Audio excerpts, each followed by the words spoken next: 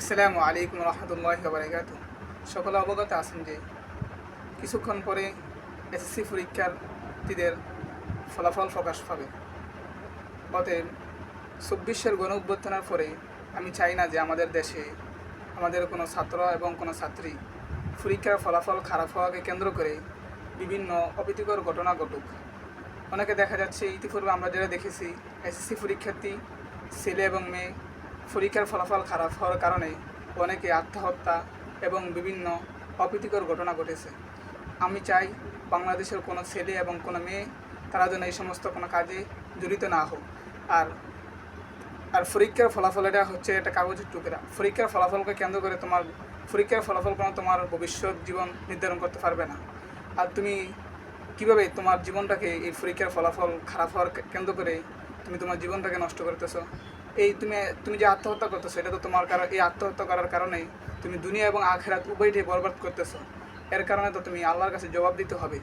আর তুমি যে আত্মহত্যা করতেছো, এটা তো তুমি দুনিয়া বরবাদ করলা, আখিরাতও বরবাদ করলা। জি। পরীক্ষার ফলাফল এটা এটা হচ্ছে তাকদিরের বিষয়।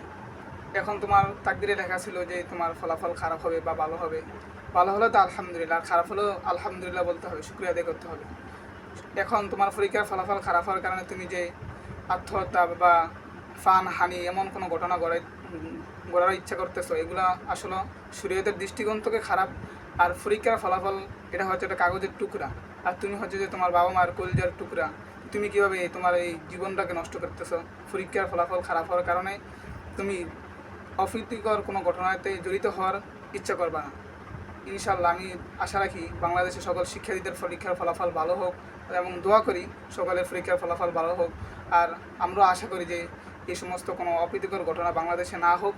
আর আমি বিশেষ করে অনেক সময় দেখা যাচ্ছে যে প্রতিবেশীরা ছেলেদের পরীক্ষা এবং মেয়েদের পরীক্ষার ফলাফল খারাপ হওয়ার কারণে তারা বিভিন্ন খারাপ মন্তব্য করে।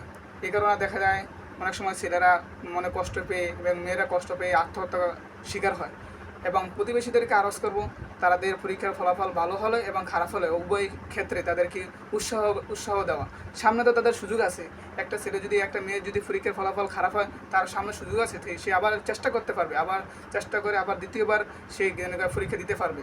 অতএব আমরা সবাই তাদেরকে উৎসাহ করব ভালো কাজে এবং তাদেরকে এগিয়ে যাওয়ার জন্য উদ্বুদ্ধ করব।